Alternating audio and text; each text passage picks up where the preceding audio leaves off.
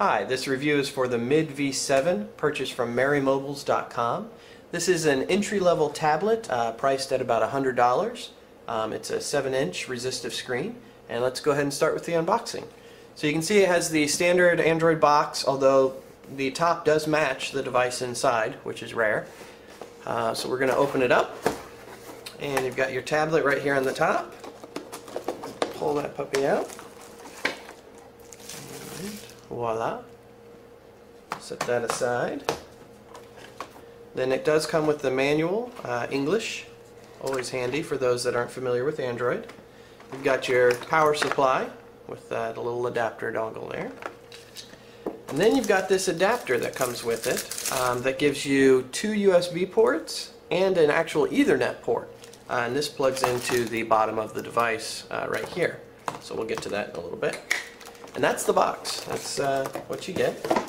Now size-wise, this is a 7-inch resistive touch screen, 800 by 480 resolution, supports up to 720p. It's also running a VIA VM8650 800 megahertz processor with Android 2.2, and it has 256 megabytes of DDR2 RAM with 2 gig of flash built in, and also has your standard Wi-Fi. The battery is estimated at 1600 milliamps or 3 to 4 hours, which is more than enough use, especially for the nice price point. Now I just wanted to give show the outside of it. You've got a back button here. You have a camera on this side, 0.3 megapixels. There's a little sensor here. I'm not quite sure what that's used for. It might be just a light sensor. You have the LED control here. On the top, or side if you will, right here you have your microphone. There's a little hole here called RES. I'm guessing that's a reset switch. You have a volume rocker, and you have a menu button. If we flip to the top, you've got a power button here, and then there's nothing on the bottom side. And then on the bottom, you've got a dual speaker, which is actually pretty nice, or at least spots for sound to come out. You have your power, headphone. Right here you have that connector port, which is used for the adapter we talked about with the network and the USB. Just pops in there.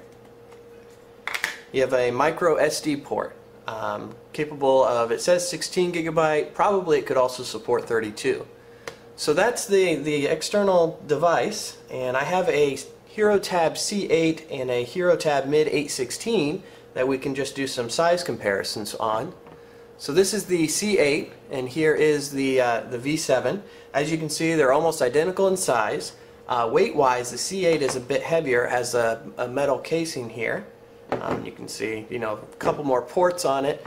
This one's retailing for around $200. It has a Samsung processor with 1 gigahertz, and overall performance is definitely, a market increase. It's also a capacitive screen, multi-touch. So that's the C8. And then here we have the Mid 816, and we can put all 3 of these on the screen so you can see. And the Mid 816 is an 8-inch resistive 4x3, so you can see the size, and it definitely makes a difference on screen real estate. And we'll just stack these on top of each other here so you can see there's a slight difference. And actually the C8 is just a hair smaller in the department there. If we tip them up, you can see thickness. All appears to be about the same thickness, again all around. And then here's a nice little shot of all the ports on the bottom, again with the V7 being this one now on top here. So that's it in comparison to the other devices. By the way, the Mid 816 also has that same Samsung processor. So those are all available on MerryMobiles.com. So now let's go ahead and boot up the device. And as I said, it is a VIA VM8650 processor, running at about 800 megahertz, running Android 2.2, and you see you got a little dancing Android guy there.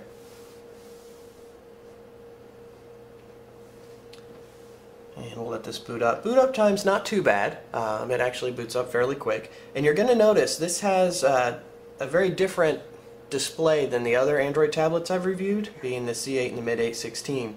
This almost has its own overlay, entire operating system. Also, I'm pretty sure the internal storage space is actually soldered in, so I don't think you can swap out the card or upgrade the card. So when you're buying this, just know you're getting, for $100, a good little tablet, ebook reader, plays video media. But if you're looking at playing some heavier games, you may run into some issues there, and we'll show you a little bit of that. So we got this little flashing loading screen. I'll let that finish. And there you go. Here's the device, again, volume toggle. And you can see it has its own little display, has icons along the side here. You've got 4x4 icons on the desktop, comes with a little weather. You also have some nice controls on the top bar here, volume, menu. You can also use this little button here to take a snapshot of the desktop if you're using it for screen captures. So you can see, there's not a whole lot on these other desktops, but the resistive screen, it does what it needs to. It's not nearly as responsive as the mid 816 resistive, but some people may find that better, because sometimes they say the mid 816 is too responsive. In terms of applications installed, it comes with pretty much everything you need out of the box for a standard tablet with calendar, contacts, and settings that way. It also does come with Angry Birds pre-installed. One thing it's missing, though, it does not have the Android Marketplace. It has this App Market, which it comes with, and unfortunately pretty much everything's in Chinese, which doesn't help a lot of people. So it's hard to find programs. So I believe that can be resolved using a Vestinius ROM that's out there, and so I'll try that later.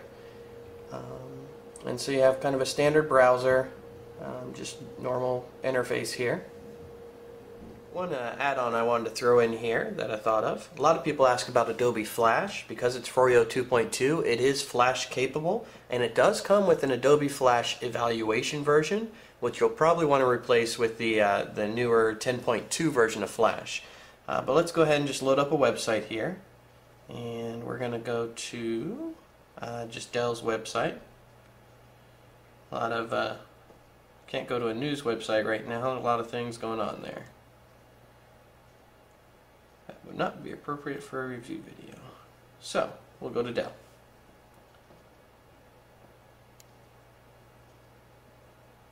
And here you have Dell's website.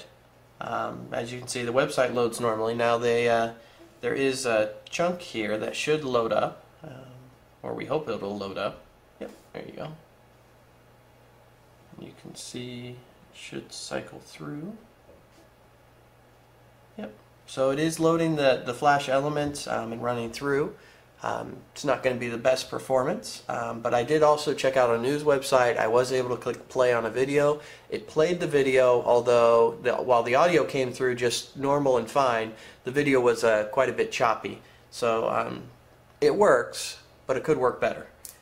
So again, we'll continue on with the review here after. Thanks. And it does come with the full version of Documents to Go, which is very nice for doing your own documents, modifications, if you want to create a Word or Excel document. It also has a file browser built in, does everything you need for a normal file browser. And there's those programs. And there is a ROM button, which is the internal memory, and then an SD card button for your external, so it makes it easy that way. And let's go ahead and pull up the settings, and I'll just show you the device info.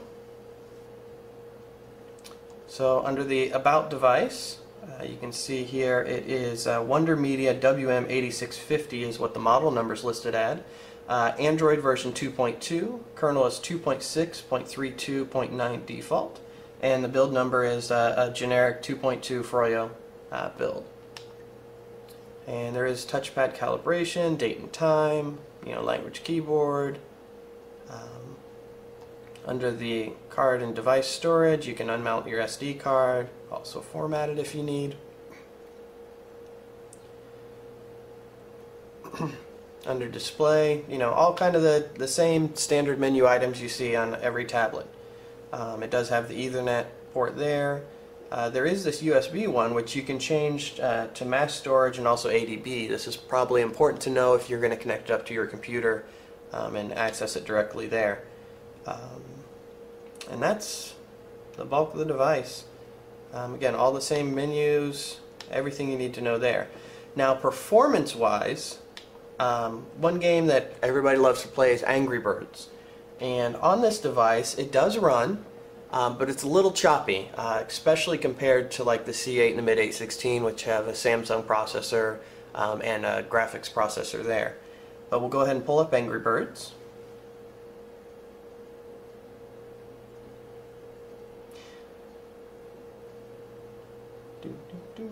And you can see it takes a minute to load here.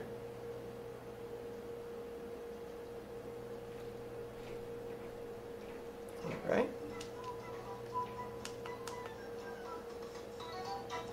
So we'll play. Poached eggs.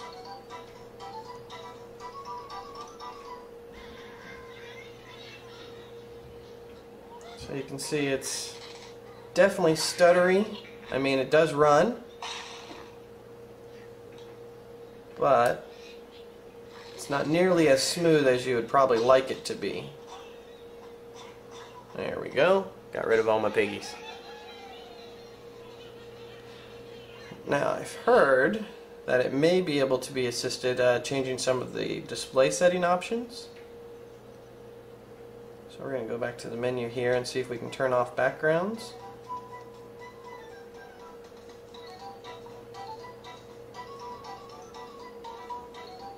Oh, actually backgrounds are already turned off. Now if we turn on backgrounds, let's try to play it with the background animation on.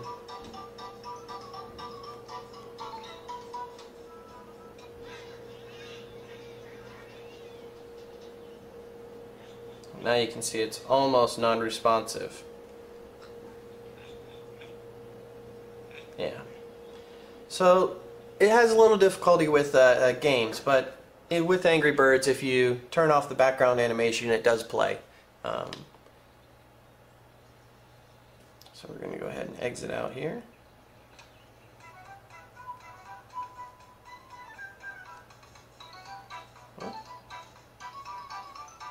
Turn that back off.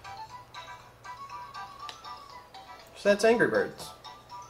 Now I plan on doing a second video running some side-by-side comparisons, having this and the C8 both on the screen and trying to load the same programs. Also I plan on installing a lot of different programs and trying from there.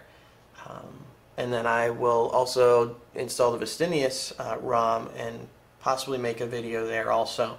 In terms of other features, again, you have your camera control, 0.3 megapixel camera. I'll go find that.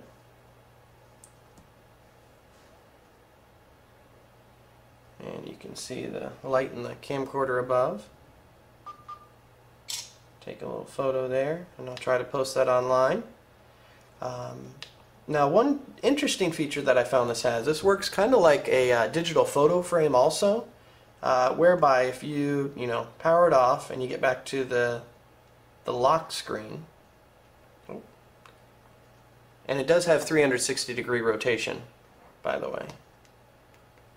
But now that we're in the lock screen, but you can click the photos there on the lock screen, and it goes into a picture slideshow, which is actually kind of nice. Oh, it looks like it was getting ready to start on that. And these were pictures that were already included on the device. But you could use it as a digital photo frame with Android tablet capabilities. So that's the device. Hope you found this review helpful. I plan to do some additional review videos and also update the information on the forum website. And you can find that forum link at the bottom of the video here on the Sleek Droid forums. And thanks for watching. Until next time, bye.